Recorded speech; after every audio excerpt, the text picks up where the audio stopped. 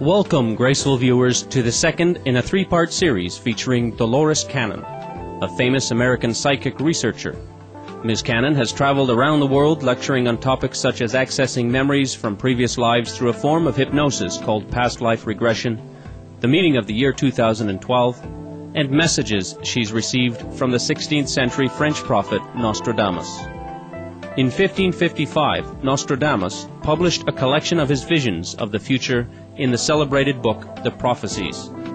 Some say the text correctly depicts many major world events that have occurred since his passing, such as the rise of Napoleon I. By using past life regression techniques with 12 of her clients over a 3-year period, Dolores Cannon says she was able to communicate with Nostradamus.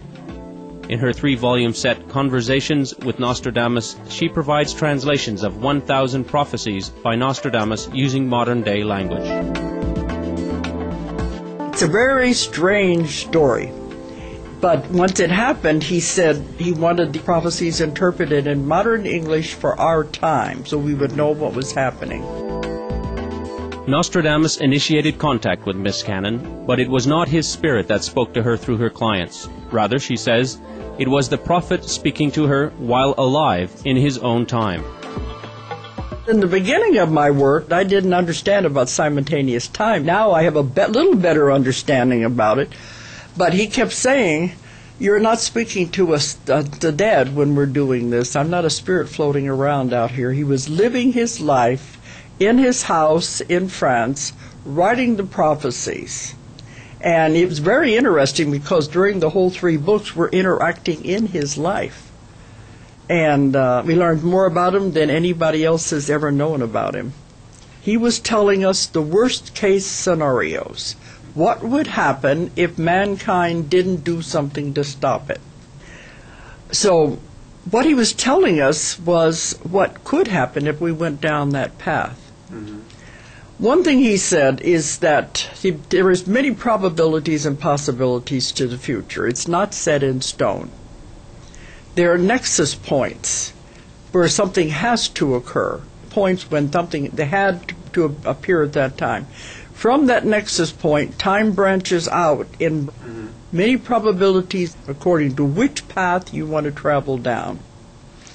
And do you want to go down the path of least resistance, where there will be the least things that will happen, or the worst possibility of that nexus point? He told us that man doesn't know the power of their own mind, that you can change the future. He said anyone can change their reality with their life by just focusing on it, because they don't know the power of their own mind. He said if one man's mind is powerful enough to change the future, imagine the power of group mind, where you get groups of people focusing on the same thing. The power is not only multiplied, it's squared. The power is tremendous. And they wanted me to go all over the world and tell everyone this about the power of their own mind. And I did this for 20 years, and I think we succeeded in changing the timeline. We're not doing the worst that he saw. We're going down a different timeline of least resistance. But it was supposed to have been, we were going to go through horrible wars first to get to this point. So we changed the timeline. And that's why I don't lecture on those anymore, because it's taken a different direction.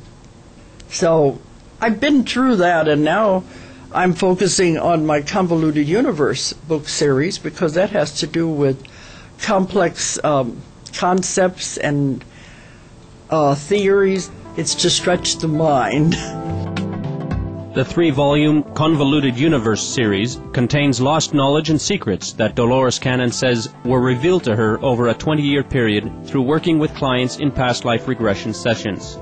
Ms. Cannon delves into many complex metaphysical concepts and mysteries in the books.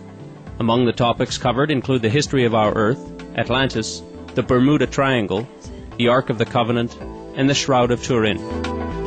There's 3 books, and there are 700 pages each. Each one gets a little more complicated. I call them books for people who want their minds bent like pretzels. They deal with parallel universes, parallel realities, mysteries of the world, The pyramids, the Sphinx, the Bermuda Triangle, everything anybody ever wanted to ask a question about. They have to do with other dimensions, portals, windows, anything you could want to think about. And then it goes into things that nobody has ever thought about. But they said it's time for us to know these things, to broaden our minds. The ancient Mayan civilization, which flourished in the Yucatan Peninsula in Mexico and parts of Central America between 3000 BCE and 1524 CE, is recognized by the world for its achievements in art, architecture, agriculture, and advanced mathematics and astronomy. Among their many accomplishments, the ancient Mayans invented a calendar of remarkable accuracy and complexity. Based on precise observations of the celestial skies and astute understanding of our solar system's cycles, the ancient Mayans prophesied that 2012 will be a very important year for our planet. According to the Mayan calendar, December 21st, 2012 is the end of a great solar cycle of 5,125 years and the beginning of another. This new beginning is thought to bring about significant shifts in cosmic energy and heightened levels of consciousness in all beings on Earth. Based on her research, what does Miss Cannon believe will happen in 2012? An entire planet will shift. There have been other civilizations that have already made that shift. In my past life work, that's where I take people back to every time period you could possibly imagine. And some of them went back to those times, and they were there when the civilization itself developed to the point it didn't have to be here anymore, and the vibrations and frequencies changed to the point that they shifted to this other dimension. Wow. And of course, the ones I'm speaking to, they're back in this life now, and I said, why did you come back? And they said, we came to help in this new thing where the entire planet is going to shift. So civilizations have done it, but this is the first time an entire planet is changing in frequency and vibration to go into another dimension. It's already happening. The ones who are into the negativity and who don't believe in any of this, they will stay with the old earth. See, it's a dividing. The old earth and the new earth are splitting off. They will stay with what they have created. But it's okay. They'll eventually get there. It all has to do with free will, so you can't change anybody's belief system. The earth is a living being, and it is going into its next incarnation. It's evolving. Just took it a little longer because it's a larger body. And that's what's going through right now, the changing of the vibrations and the frequencies. What specific changes will humanity undergo to match the development of our planet? Our vibration and frequency has to change to match it as it evolves. And this has been happening, I believe it started about 2003, and it's been happening gradually since. This is such a strong energy shift. If it were to happen all at once to your body, you couldn't handle it, your body would be destroyed. So it has to happen gradually. And that's what it's been doing, gradually, little by little. And time is definitely speeding up. Scientists have proved this. Now we're living actually 16-hour days instead of 24. They said the clocks aren't going to show it, but time is speeding up to where everything is accelerated. It's a gradual process that happens little by little, and you won't notice it except there will be some physical effects. And a lot of people go running to the doctors, and the doctors can't find anything wrong with them. These physical effects will happen like for a few days, and then they'll taper off, and maybe you won't feel it again for another week or maybe another month as the body adjusts to this changing and raising of the vibrations. All the ETs, all the other beings out there are watching Earth to see, are we going to be able to do this? I've got lots and lots of questions about what's going to happen. They always tell me, we can't answer your questions because we don't know. It's never happened before. We're all learning in the process. But it is a division, and the old earth is there for those, if that's what they want.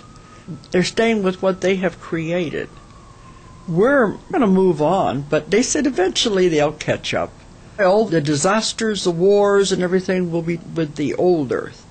And you begin to notice a division as you begin to pull away from it. That's what I mean about the old world and the new world. Wow. You learn to tell the difference. How many people are noticing their diets changing? This is another big factor in it. They said the best food is live foods, which they consider to be fresh fruits and vegetables. Because if we want to go, we have to make our body lighter in order to shift, to raise the vibration. Dolores Cannon, we appreciate your many insights into the prophecies of Nostradamus, the year 2012, and the changing vibrations of our Earth. The secrets of the universe surely give us all much to ponder. For more details on Dolores Cannon, please visit www.ozarkmt.com. Books, DVDs, and CDs by Miss Cannon are available at the same website. Intelligent viewers, please join us next Monday on Science and Spirituality for the conclusion of our interview with Dolores Cannon. Thank you for your presence today on our program. Coming up next is Words of Wisdom after noteworthy news. May we always believe in ourselves and keep the highest of spirits.